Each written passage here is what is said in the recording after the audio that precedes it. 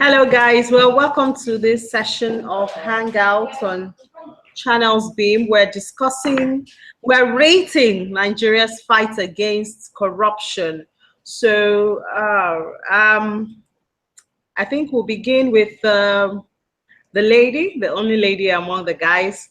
We have Ayomide Faleye from Lagos, Nigeria. Ayomide, tell us, in 2 years, the federal government has been fighting corruption in Nigeria. How would you rate this fight against corruption? Oh, hello everyone.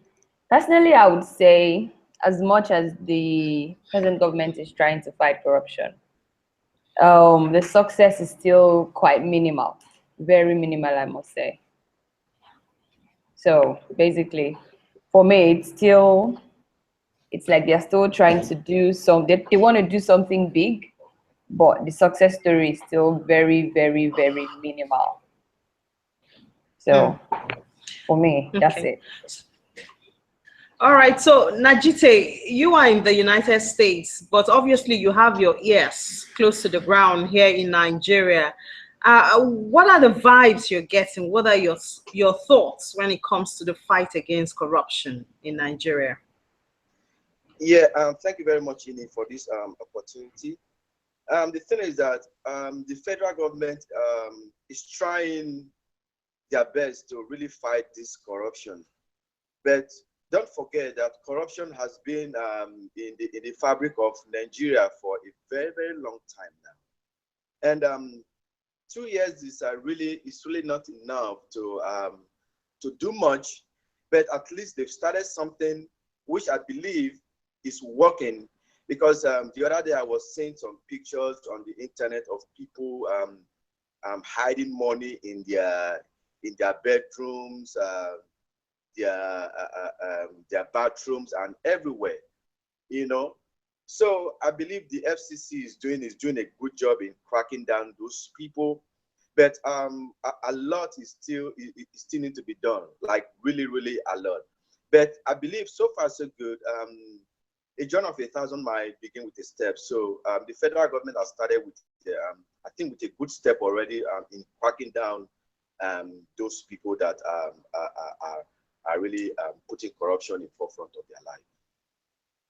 Okay, but Atiku, some people believe that this fight against corruption is actually like a witch hunting. It's lopsided. What do you think?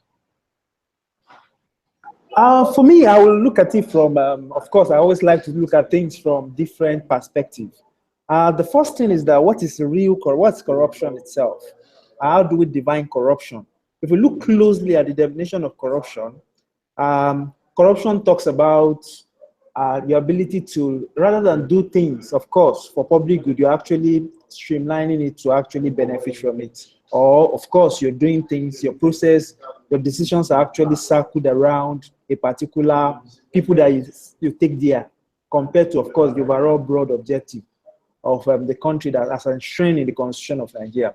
So one step further, if you look closely at corruption, fighting corruption takes two broad dimensions. Number one, preventing corruption, and number two is actually punishing, typically, those that are involved in corrupt acts, and then subsequently preventing others from taking that other step. So if you look at the prevention angle, how do you prevent corruption from happening?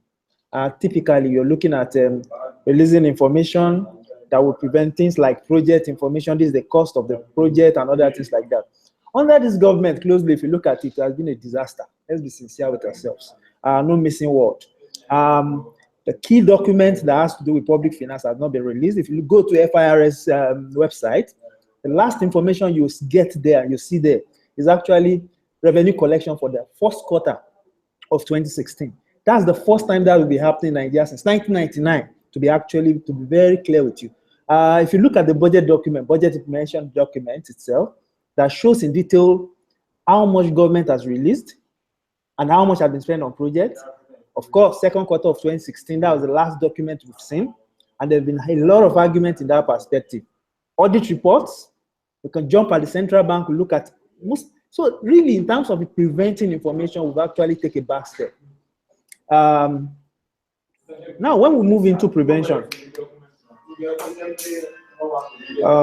if you move into prevention, what you see is actually some people being punished. Some people being punished for corrupt cases. So really, I would say it's actually a mixed bag. But in terms of punishing people itself, who are the people you punished? If you look at the saga that happened with the SGF, very little thing has actually been done in that perspective. So really, I would say I'm still not satisfied with that. It's still one-sided, notwithstanding that. Notwithstanding that, I think there's a clear need for actually divine what is going on or what is not going on. Okay, but Ayomide, do you think it is one-sided? I mean, we've even had, like Atiku just mentioned now, the SGF has been suspended, the NIA has been suspended, you know, in this very administration. So can we still say it is one-sided? Well, as much as I would want to disagree with that article, I wouldn't disagree with him. I would say it's one-sided because it's very little information that we have on the public side. Not much is said about what is going on. You know, we hear something today and then we hear something else tomorrow, and before you know it, the information becomes almost absent. And then we move on to someone else, and then we hear something about that person, and then we no longer hear anything else. So I would say it's one-sided because there's really no follow-up.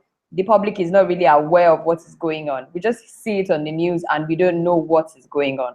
So it's like you discover the corrupt person, and the next thing, we don't know. It's like we are no longer, the public is no longer in the news or in the go of what is actually happening to that case. So I would say it's one-sided. I would say it's one-sided. Well, yeah, Kevin, do you told this line also? Do you think it's one-sided? In Nigerian policy and all of that, is there really freedom of information? As in, whatever is happening, that the Nigerian government is liable to let the public know about what is going on? If the answer is yes, then those people that are caught red-handed, you know, in this corruption scheme and whatsoever, then, like Ayomi said, if somebody is caught, we should know what happened to that person at the end of the day. Not just that, oh, somebody was caught and 2 weeks later, they don't hear anything about that person anymore, or somebody was caught doing something wrong, and at the end of the day, we don't know the end story. So if there's freedom of information that the Nigerian government is accountable to the people, then if those people are caught, let's know what happened to them, if they are sentenced to jail or anything. I mean, let's just know what happened to them at the end of the day. If that is not happening, then we say it's one-sided. You know, all those are part of the corruption, bribing and corruption. Somebody is caught looting money, and at the end of the day, we don't know what happened to it, to that person. So, you know, on that note, I would say yes, it's a one-sided story. All right, but Atiku, aren't we focusing too much on the public sector? What about the private sector? I mean, there's also corruption in the private sector. I mean, or are they clean? Is the private sector clean? What about in homes? What about training, giving morals to children? What about in those areas? Well, if you look at the private sector, I can't say we are actually living in a corrupt-free environment. We could look at the banking sector and look at how decisions are made. Remember, corruption is actually tilting decision and tailoring decisions around a particular, I mean, you're not doing it for, I mean, for instance, you come to my office and I decide to recruit somebody I'm close to because I recruited, not because of skills. That's absolutely corruption itself. Really, why that is happening in the society?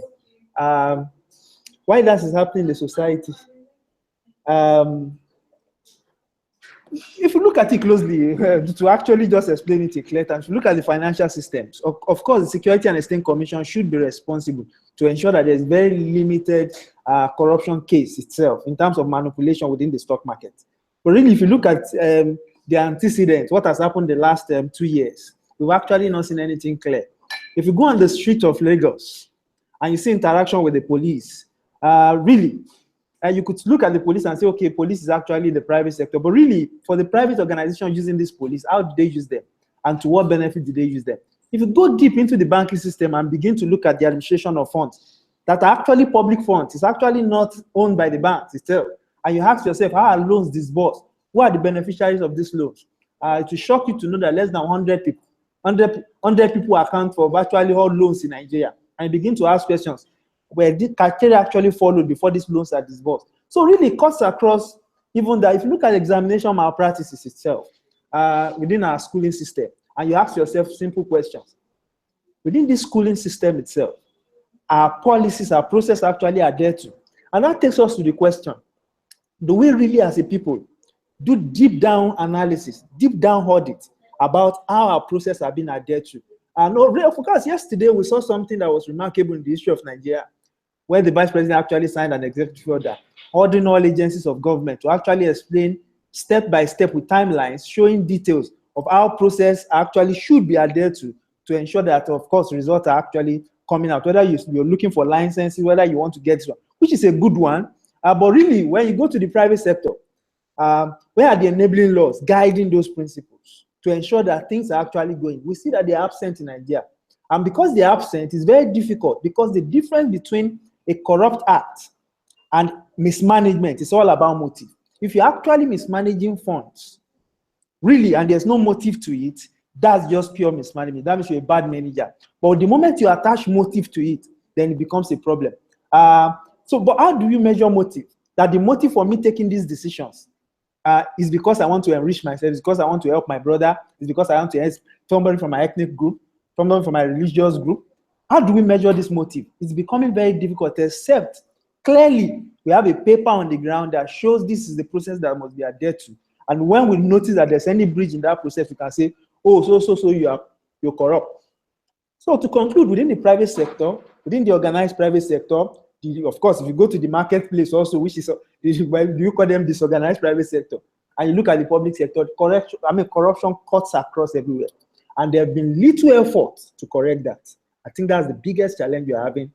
There's no drive to actually change some of this perception and the facts that are on ground. I think that's our biggest challenge. Okay, but Ayomide, how do we start this? I mean, this is our challenge. So it's not just about the government or the public sector, it's also in the private sector. You are in the private sector. How do we start this? Okay, I think the first step should also should be making what we do transparent. For example, we're saying that the government is not transparent enough. That is because they're not releasing what ought to be made public. So for private organizations too, we also should be able to make what we do public. I mean, everybody should know what we do. It's not like we're an organized cult group or something. There should be like a laid down process that shows the public in clear terms what we do, so that it will be easy for our service providers,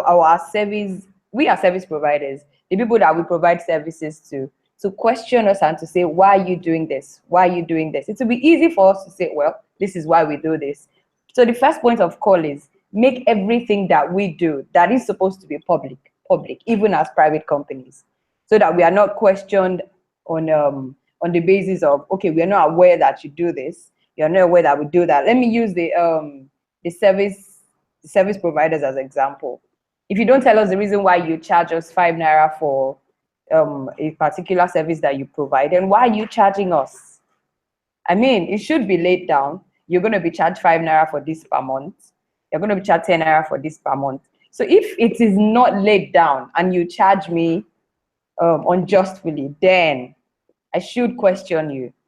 But I mean, you know, if these processes were laid down, everyone is aware about it, then it would be easy for me to refer to those laid down public and well-known processes so that I don't question you for it. So I think the first point of call is we should be transparent enough, both as service providers and to our customers. So from the private angle, that is the way I see it. All right, Calvin, what lessons can we learn from, where you are in the United States? What lessons can we learn to help us in this fight against corruption? What can you share with us in that area? There's really a lot to learn.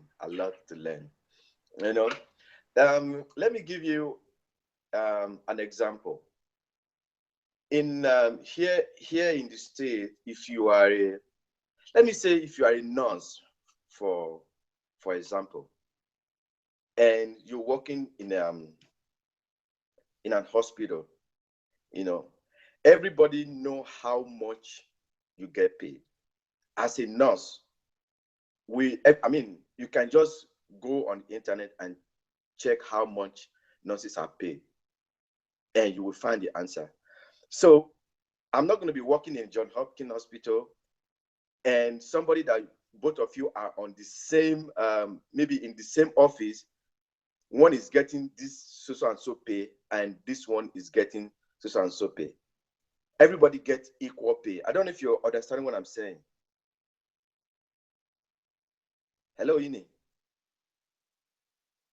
Yes. We're taking all the business. Yeah, so I mean, there's transparency. I think that is what Nigeria, is lacking as a country. There are two people could be working in the same office, and one is getting higher pay and one is getting lesser pay. Maybe because of gender differences, or maybe because one is nice to the the boss and all of that. That shouldn't be,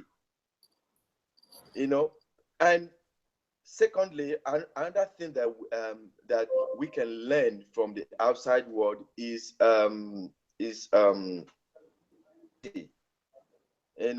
integrity will make you do the right thing, even when others are doing the wrong thing. Integrity will make you do the right thing. We live in this world just once, and after all said and done, all that is remaining with us is integrity. If you don't have integrity, trust me, the basis of everything you do is going to be wrong. It's like a wise man once said that if the premise of an argument is wrong, the conclusion will definitely be wrong. So we need to have integrity in Nigeria. Integrity, diligence, and let's just do the right thing. I think that is what I think we can learn from the rest of the world. All right, Atiku. So, what's from your perspective as your parting words now? What can we start with? I think number one, every profession in the world, every profession, and when I talk about profession, I'm talking about close to about 1,000, I think 1,843 that people will classify. They have the divine in clear terms, written white and black, what an ethical and unethical conduct is. I think it's from that we'll begin to pull out what corruption really means. In Nigeria, we don't really know what is ethical and what is unethical. So the first starting point for us as people is actually to pull that down, white and black. This is an ethical conduct, this is unethical. Then based on that, beyond, of course, the opinions that would actually draw out in public domain of this one is corrupt, this one is corrupt, this one is corrupt, it's based on that ethical conduct, even within the public sector, the private sector, that will now begin to divine what corruption really did, who is corrupt. If you actually, corruption doesn't necessarily mean stealing money. For instance, I run down to an hospital, and the next thing I see this massive barrier in front of me. And of course, life is lost. That's because I'm taking an unethical decision at that point in time. People are dying. I think that's the biggest level of corruption.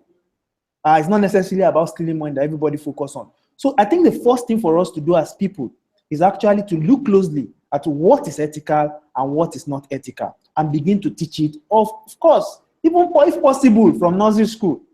That's how it's done in the world. From nursery school, you begin to teach what is ethical and what is not ethical. We can't leave it only to the religious body. Of course, in Nigeria, we always profess to be religious. I think that's, of course, it's in the churches, the mosques, and then, of course, maybe the shrine that they teach you what is ethical and not ethical. Ideally, for a society that is looking to move on, we should start teaching that from the school, from nursery school. That's number one. Number two itself, it's not enough to actually begin to punish. Fear is one good thing, but people overcome fear. Of course, I pick up somebody on the street because he's corrupt, and I put him to court, I put him to jail.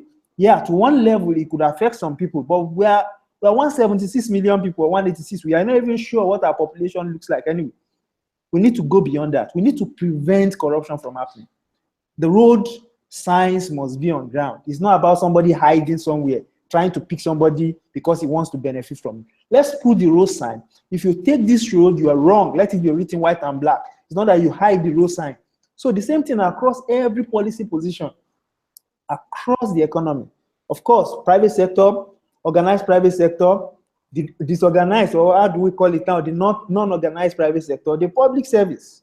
It should be written there. We should have postcards everywhere showing this is what you should take. For taking this decision, this is what happens. For not taking this decision, this is what happened.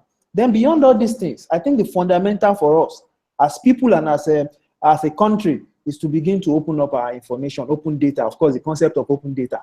Within the public sector, the key documents, the budget, the proposed budget, the MTF, all those development plans should be made public, should be open to people to actually use. Beyond that, beyond even putting the documents there, to the barest letter, the information to the barest information, to the barest point, we should go beyond that. We should begin to see key performance indicators. How do we measure performance?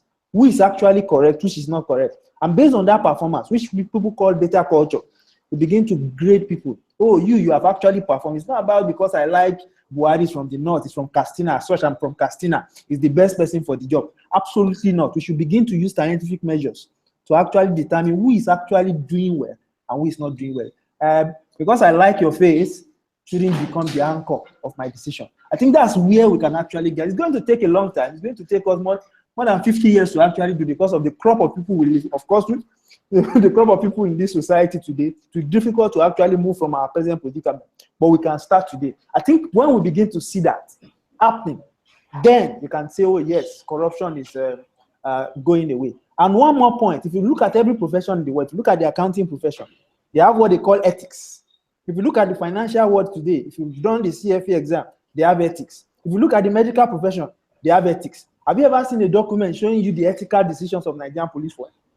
Have you seen the documents like that being published in the public? So that document itself is what determines who is corrupt and who is not corrupt. So when we begin to see that document in public domain, then we begin to say, yes, we're on the right pedestal. But for now, I think we are still rolling around in, I'll call it a barber's chair. All right, thank you so much, guys. Well, I hope we begin this journey early, because we've had a lot of talks about fighting corruption, and it would be nice to actually see the real fruits of fighting corruption. Well, thank you so much, Ayomide Faleye from Lagos, for joining in.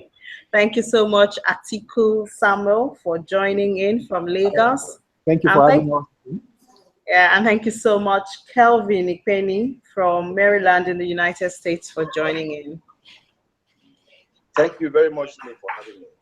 All right, yeah.